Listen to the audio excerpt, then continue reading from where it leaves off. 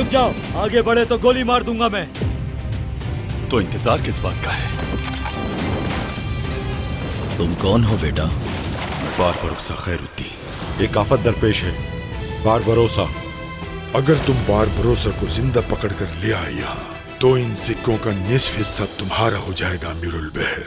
सबको इशारा करो, हमारे कुछ मेहमान आए। हमले के लिए तैयार हो जाओ। बिस्मिल्लाह। हमला! शाबाश!